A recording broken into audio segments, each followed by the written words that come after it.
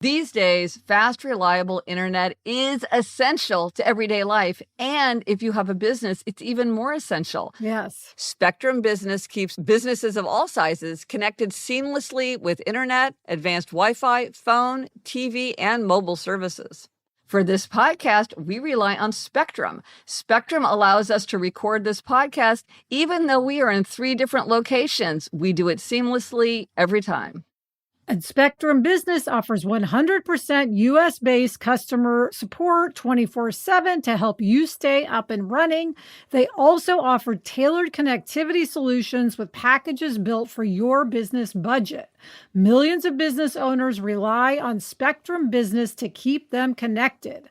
Visit spectrum.com/business to learn more. Restrictions apply. Services not available in all areas. Gretch, you and I both love Whole Foods Market, and Whole Foods Market is a perfect place to plan an indulgent and romantic evening at home, from gorgeous flowers to no antibiotics ever steaks and special gifts like bath bombs. You will find everything you need for an unforgettable night at Whole Foods Market. You don't have to make a reservation at a restaurant. You can just create a beautiful night at home. Plus, they've got a great wine selection, so you can add a bottle of wine to your romantic evening. Of course, you have to be 21 years or older for that, and you must drink responsibly. Right, and they also have flowers. The Whole Foods Market floral department has tons of gorgeous quality flowers with large blooms, vibrant colors, and strong stems, just the thing for a romantic night. You don't need to make a special trip to the flower shop. Taste the love all month at Whole Foods Market. Lemonada.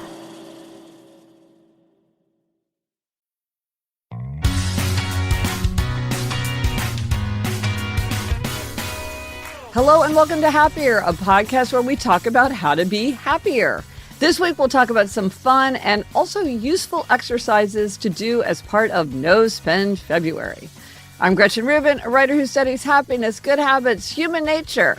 I'm in my little home office in New York City, and joining me today from Los Angeles is my sister Elizabeth Kraft, my partner in No Spend February. That's me, Elizabeth Kraft, a TV writer and producer living in LA. And Gretch, here I am, not ordering food. It's a challenge.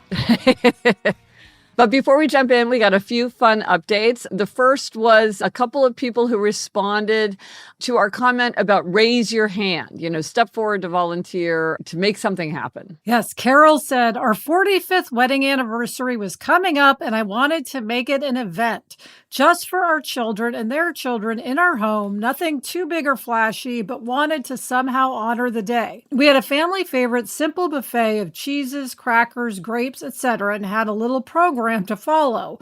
We read out loud a couple of love letters written to me by my husband in 1976, much to everyone's amusement.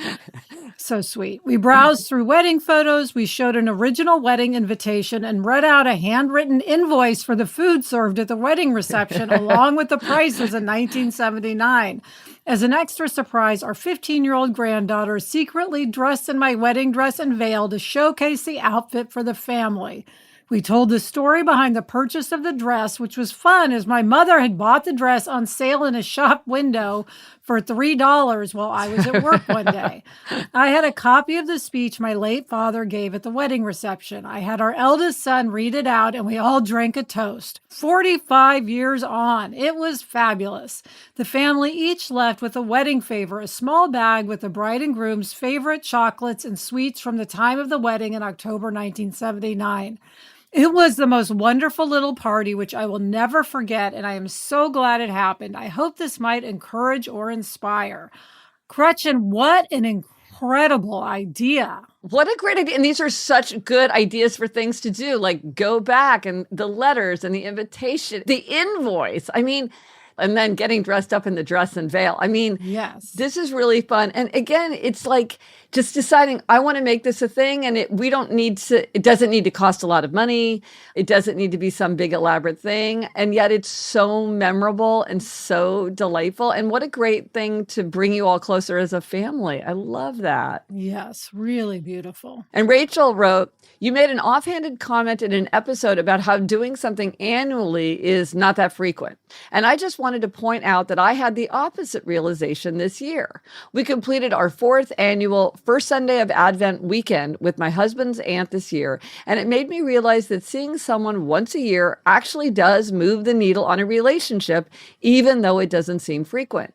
I have many aunts, uncles, and cousins who I don't see very often, many of whom I haven't seen in years. So once a year with this aunt is amazing for our relationship. This is a great reminder that the opposite of a profound truth is also true.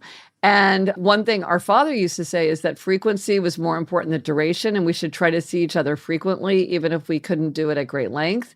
But I think Rachel's right that even once a year is quite significant in terms of keeping a relationship going. Yeah. And then Rebecca said this about our discussion about to ask a question is to answer it. She said, in the Barnaby story, glad he is okay now, where Gretchen realized that some questions are answers in themselves, I have 2 examples. I once worried to my therapist, what if I'm a narcissist? She answered, a narcissist would never ask that. It's funny. And a lighthearted one. As a family who likes to play tabletop games, we have a saying, if you ask whose turn it is, it's probably yours. Meaning you are asking because you weren't paying attention. That is a great insight. Yes. Yes. As a mahjong player, oh my gosh, it drives me bonkers. Yes, right. Okay, so that's good self-knowledge. If you're the one who's asking, it's probably, well, this reminds me of a proverb of the profession for poker players, which is if you can't spot the fish at the table, you're the fish. So anyway, I love that. Those are 2 great examples. Okay, this week our try this at home suggestion. Okay, this is very silly, I would say, and it's extremely small and concrete, but it's satisfying and it's very appropriate for No Spend February. And that is to turn in your coins. Yes. So, Gretch, sometimes we have our transcendent ideas and sometimes we have the very practical, small idea. Yeah. This is one of the practical, tangible ideas. Yes, absolutely. And this occurred to me as something that would be worth doing because we're discontinuing the penny here in the United States. And that got me thinking about coins. It's a good reminder. A lot of us have coins just lying around. And the thing about this is they accumulate. They're sort of in odd corners. You have a jar here, you have a jar there. It can feel messy. And what do you do with them? A lot of times we don't use coins as much as we did in the past. So they just are sitting there. So you can turn in your coins and just get cash for your coins. So how does one turn in their coins? Okay, I did a little research. Okay, so good. Coinstar is a company that often offers self-service kiosks. These are often in grocery stores or drugstores. I'm sure you've seen them. And that allows people to take their loose change and they can exchange it for cash, for e-gift cards, or charity donations. So you don't need to sort them. You don't need to roll them up. But here's the thing. If you want to get money back, they charge a quite substantial fee. Whereas if you get a gift card or you make a charity donation, then you get the full value of your money. Here's the thing. In 2020, Coinstar reported that the average amount that a person brought in was $56. Wow. Yeah, that's not nothing. So you're getting the money or the gift card or you're making a charitable donation. And you're also clearing clutter because it feels good to get this stuff out of the way. And if you use one of these machines, you just pour your coins in and then you just get a voucher back. Now, a lot of times at a bank, they have these machines, just like an automated sorting machine. And if it's your bank, they won't charge you. Or you can roll your coins. A lot of times the bank will give you free wrappers and then you take all your dimes and all your nickels, whatever, and you roll them up and then you take the rolls to a bank or a credit union and then they give you the cash back. Well, of course, Gretchen, rolling coins makes me think of being at Grandma and Grandpa's Yes. house, rolling Yes. coins. That was one of our Yes. big activities.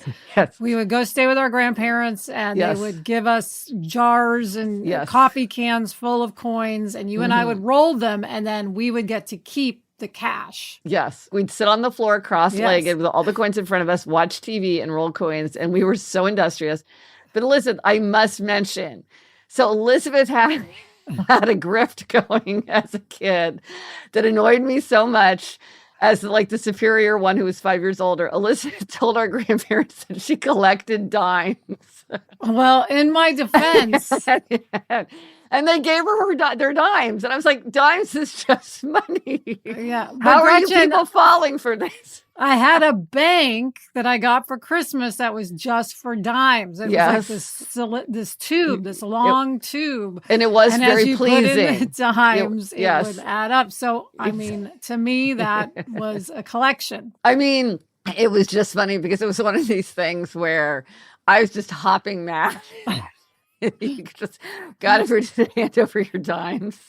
But I will say that I still have a very vivid memory of that little thing. It was very satisfying the way it would reveal the coins in this long tube. It was a cool thing. Yeah. But the other childhood memory that I have, Alyssa, that I don't know if you were there with me, but like somehow there was an afternoon or something where our mother got it into her head that it was time to cash out our coins, because at that time our father was working in an office building that had one of these machines. There was like a bank on the first floor, and she knew that you could take them in and convert them. This was in the days where, I don't know, people don't have coffee cans around as much as they used to I feel. But anyway, we had so many coffee cans full of coins, and Yes. they're so heavy that the bottoms would be bulging out. Yes. And I remember going, were you there this day? Do you remember this? Or was it just mom No, I and me? think I was there. Okay. And so when we took them out, they were so heavy that the trunk of the car lifted up as we took the coins out because they were so weighty. So I wonder how much money we got because we took in lots and lots of coins. And so it's satisfying because you get the money, the cash money or the gift cards or the donation, and you also get this stuff out of your house. So I think this is a fun one, right? This is very practical. Yes. So let us know if you do try this at home. Did turning in your coins make you happier? How much money did you get for your coins? I'm sure there's some people who have like $1 bazillion in coins. There's also probably some people have absolutely no change because they never use cash. Because they never use cash or they just leave it behind. Sometimes you go into a corner store and they'll have sort of a dish where you can leave your coins. Yes, we're just going away from coins. But let us know what you think on Instagram, Threads, TikTok, Facebook. Drop us an email at podcast@GretchenRubin.com. Or as always, you can go to the show notes. This is happiercast.com/572 for everything related to this episode. Coming up, we've got a useful hack for no spend February. But first, this break.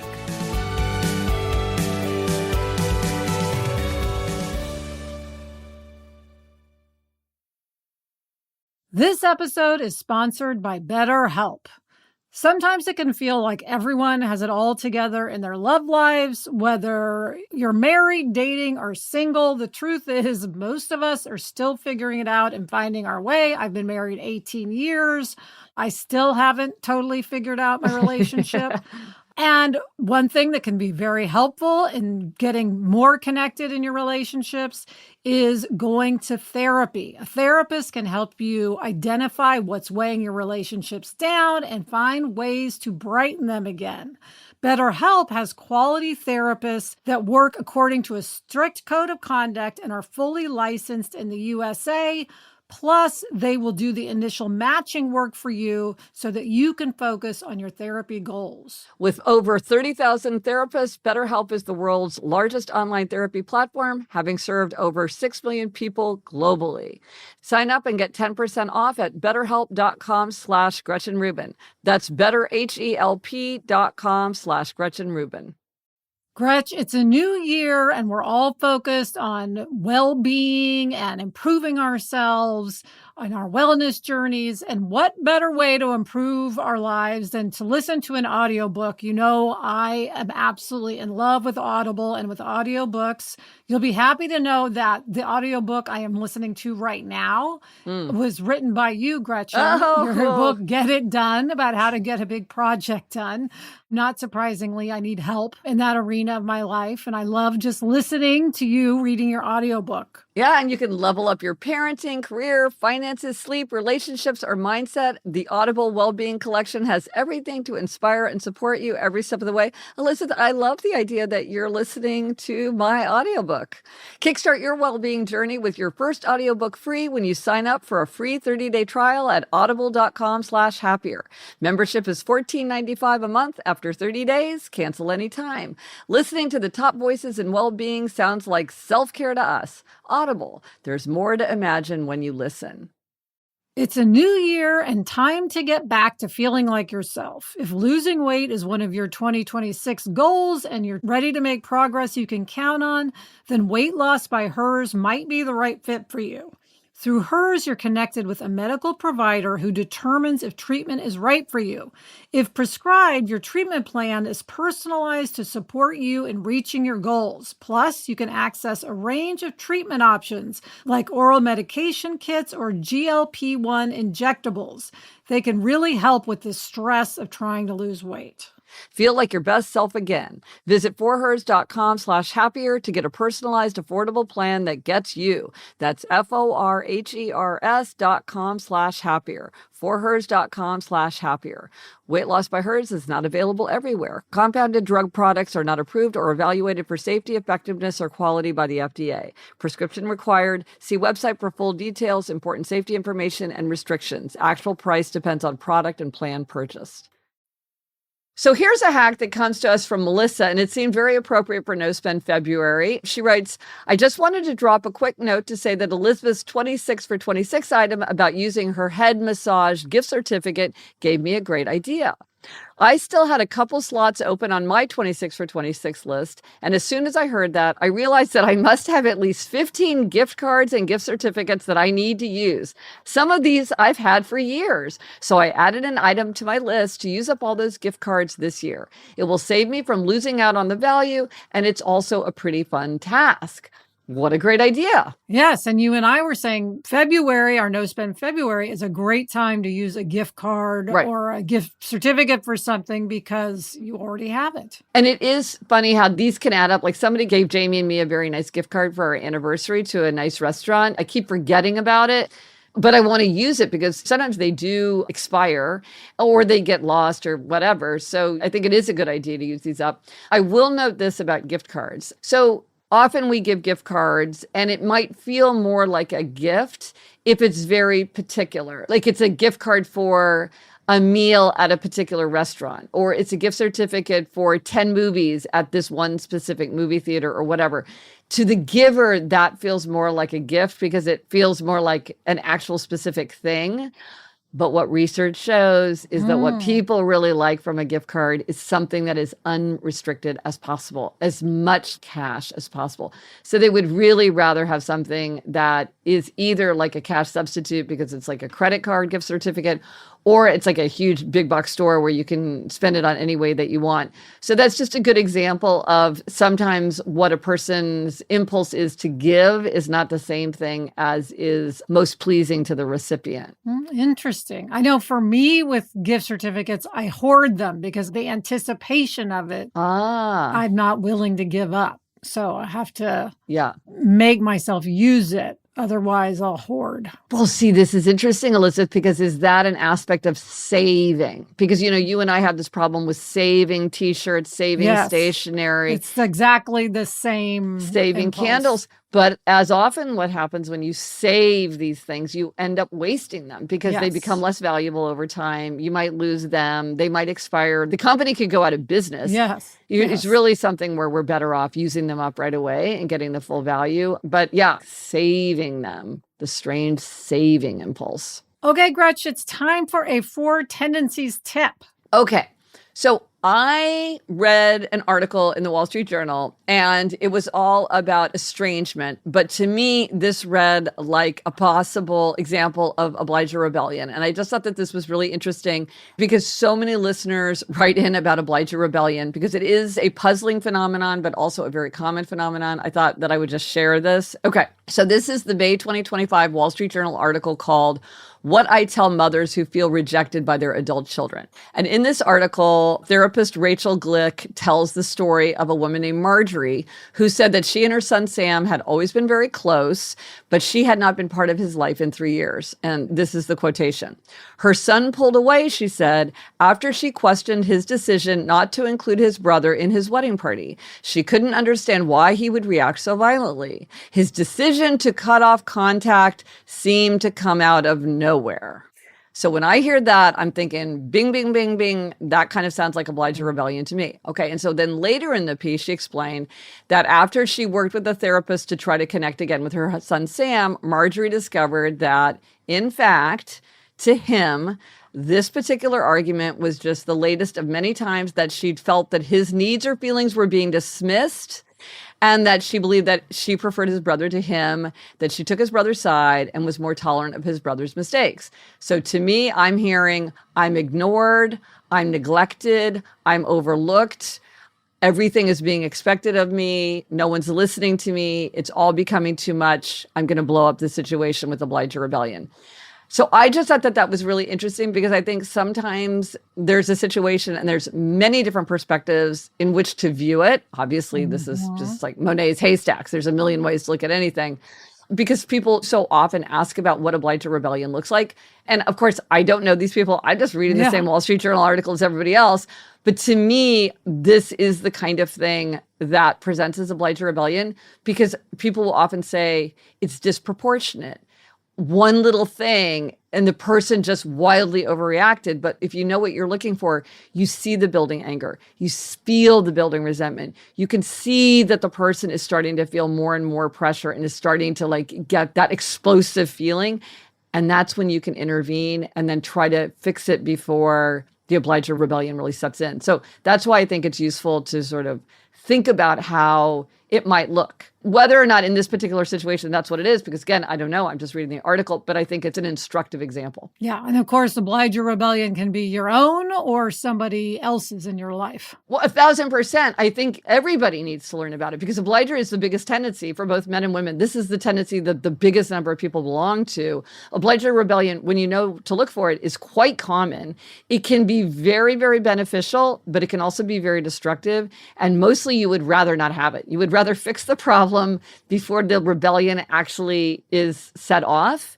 And so I think it is really good, whether you're an obliger yourself or you're dealing with an obliger in your life, it's really good to keep it in mind and just to know what it looks like, how it might come up in the world. So, you know, I'm always looking for Four Tendencies examples in the wild. So that one caught my eye.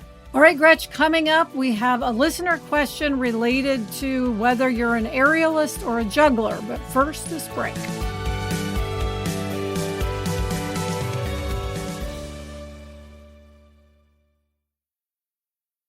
Elizabeth, I recently went on a family trip, and one of the things I packed in my suitcase was a bunch of protein bars from David because I really do not like getting hungry. And I know if I have my bars from David with me, I'll have something that is delicious and very filling and very healthy for me. And so I don't have to be anxious if I'm getting too hungry. I love David's Hero protein bar line. My favorite of theirs is the double chocolate crunch. Not surprising because I am a chocolate person and they have so much protein, 28 grams. I mean, that is a lot. Don't just take our word for it. Get your own. David is offering our listeners a special deal. Buy 4 cartons and get the 5th free when you go to davidprotein.com/happier. That's davidprotein.com/happier. And if you'd rather shop in person, David has officially launched nationwide at Walmart. Just check out the store locator on walmart.com to find the one closest to you. Gretch, you know that I love Quince. Quince is all about elevated essentials that feel effortless. It's designed for layering and mixing. Each piece helps build a timeless wardrobe made to last. The Quince Mongolian cashmere sweaters are in my rotation almost daily. I've got black, I've got red, I've got white, I have crew neck, I have V-neck. They are so soft and luxurious. I just want to have every single one. They've got wardrobe staples with quality that's made to last. They have 100% organic cotton sweaters. They have premium denim with stretch for all-day comfort. Luxury cotton cashmere blends that's perfect for the changing season. It's everything you need for a wardrobe that actually lasts. Refresh your wardrobe with Quince. Go to quince.com/Gretchen for free shipping on your order and 365-day returns. Now available in Canada too. That's QUINCE.com/Gretchen to get free shipping and 365-day returns. Quince.com/Gretchen. You know, Lisa, I'm in the empty nest phase, which I'm also calling the open door phase. And I've talked to people a lot about that empty nest transition. And one thing that is a challenge for many people is healthy eating. When the kids are gone, it's easy to slip into really bad habits. And that's why Hungry Root is such a great solution. Hungry Root takes care of the weekly meal planning, recommending healthy recipes tailored to your taste, nutrition preferences, and health goals. Hungry Root makes it simple to eat healthier without overthinking it. One of my big things is that I don't eat sugar, and they have an option with less sugar.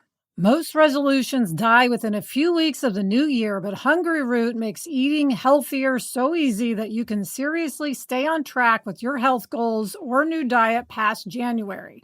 Take advantage of this exclusive offer. For a limited time, get 40% off your first box, plus get a free item in every box for life. Go to hungryroot.com/Gretchen Rubin and use code Gretchen Rubin. That's hungryroot.com/Gretchen Rubin, code Gretchen Rubin to get 40% off your first box and a free item of your choice for life.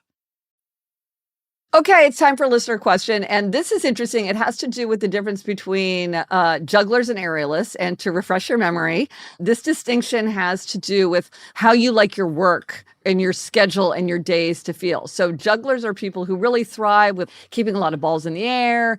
They like to have things back to back. They like to be kind of rushing around and feel like, ooh, I've got a lot on my plate. I've got a lot going on. And then aerialists are the people who like to swing purposefully from one thing to another. And in between, they have a pause. So it's like, I do something and then I have a little break and then I do something again. And so these are two different styles. And Amanda has a question about how this came up in her relationship. Yeah, she said, I am definitely an aerialist and my husband is a juggler of the highest order. I have noticed that because I'm around his juggler energy most of the time. And when he leaves, I overcorrect and turn from an aerialist into a couch potato. Because I don't take time between activities when he's around, I overcompensate the few times that he is not around and lose track of the fact that I do enjoy activity, just not as much activity as he does. I have recently tried to schedule 30-minute breaks even when he is here to give myself the downtime I need and also to plan a brief activity or two when he is gone to keep myself from making this mistake. I wonder if others in this situation have tips. Well, can I just say that I think Amanda is thinking about this exactly right, which is how do I honor my aerialist self, even in the midst of his juggler freneticism, which he likes and thrives in? And then also, how do I keep myself from just crashing to a complete halt when he's gone? So this is the self-awareness that is so useful, because then you can say things like, well, I need to schedule downtime, or I need to schedule activity, because too much downtime, if I feel like I'm being a couch potato, then that is not being an aerialist. That's being a couch potato. I love that that is at the one end. What would you call the other end? If the extreme negative of an aerialist is a couch potato, the extreme negative of a juggler, I guess, is like... It's like the Roadrunner cartoon where your feet are going over the cliff. Yes, exactly. Exactly. Well, I wonder what other people have experienced this, like balancing this. If they're picking up a vibe from somebody else, I could also imagine this in the workplace where there's a kind of pace that people are gravitating toward.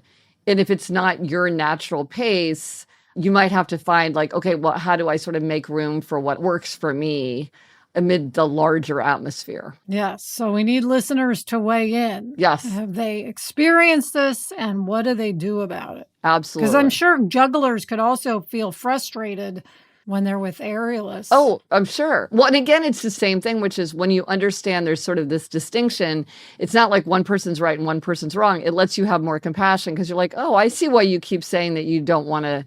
We have a whole open Saturday. We've only got 2 things on the calendar. Like, I don't understand why you don't want to do anything else. It's like, oh, you're a juggler. I'm an aerialist, that kind of thing.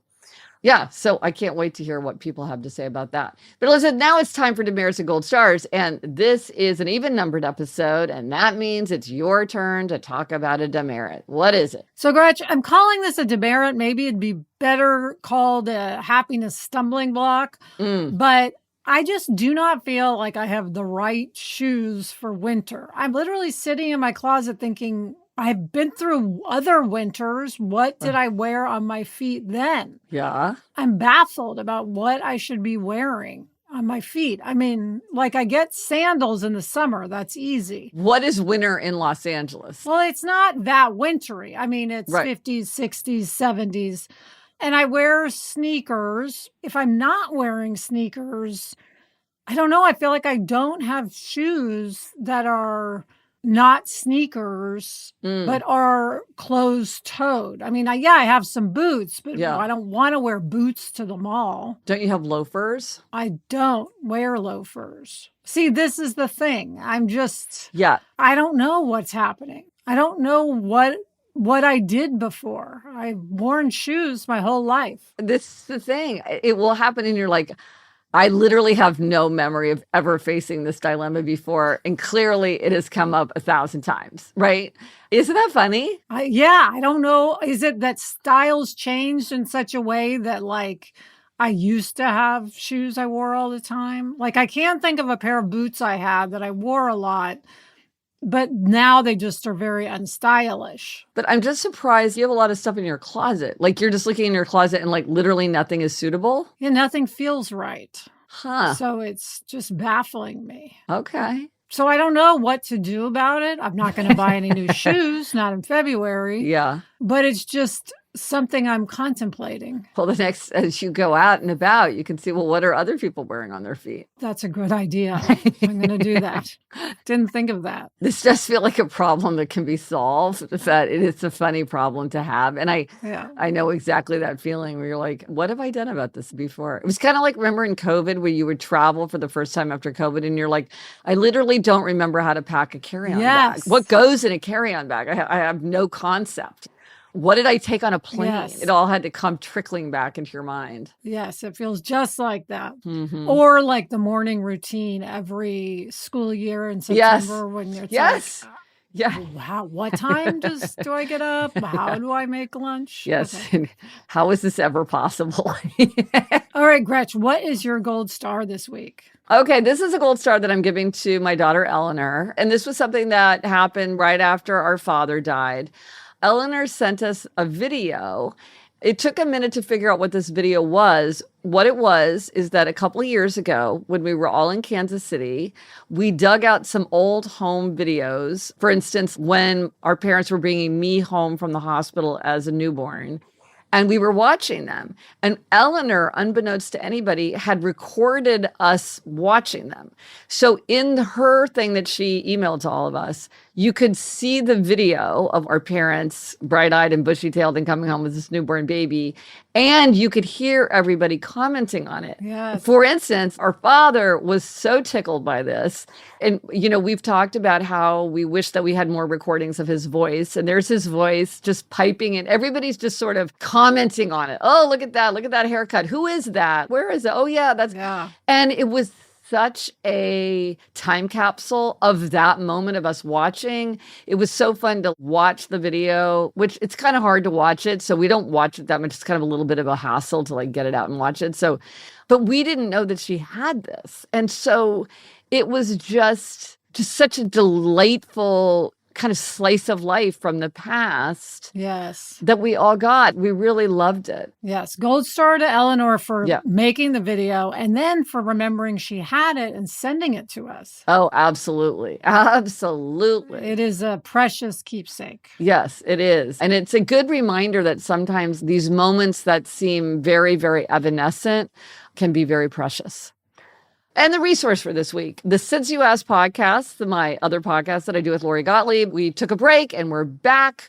We've got a bunch of new dilemmas. In the first episode, Lori and I talk about how to tell someone a painful truth about themselves, like a parent who has bad breath, or a friend who may have overdone it with Botox. We had a question about that. And I also shared the single piece of advice that has been the most helpful advice to me since our father's death. And Elizabeth, I know that was advice that has been helpful to you too. We've talked about it.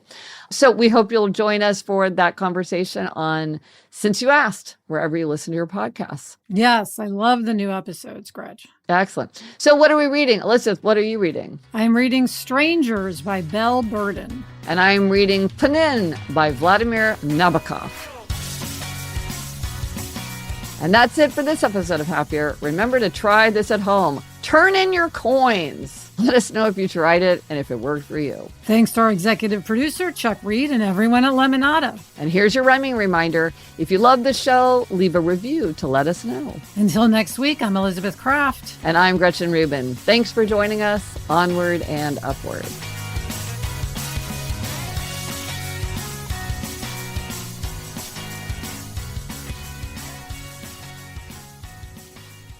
Elizabeth, you know, one of my items on my 26 for 26 list, which is to rate and review podcasts and books. And I just said that in our outro of our show. And it's reminding me that I need to get busy and do some more rating and reviewing of my favorite podcasts. I have to go rate and review Since You Asked. I have not done that. Oh, good. What a good sister.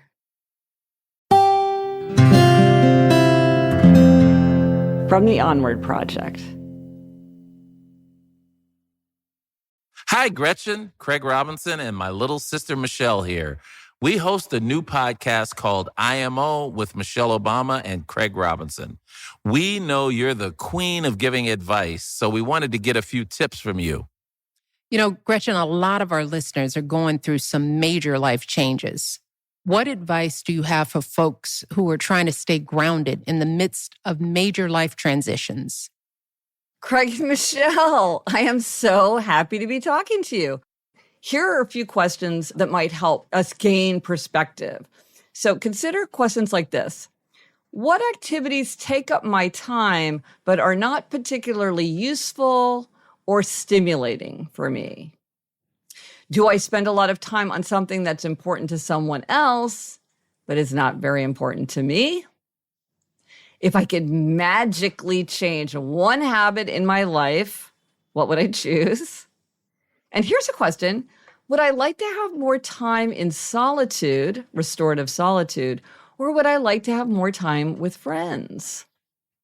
You know, just thinking about questions like this can help us start to figure out how we might make our lives happier. With greater self-knowledge, we're better able to make hard decisions that reflect ourselves, our own nature, our own interests, our own values. In my own case, I have found that the more my life reflects my nature, the happier I get, and the more grounded I feel when I'm going through a period of major change or transition. For more great advice, search for IMO with Michelle Obama and Craig Robinson wherever you get podcasts. You can listen to Issa Rae on letting go of certain friendships, Kiki Palmer on why disappointment is actually the key to career success, Seth and Lauren Rogan on caring for aging parents, and so many more.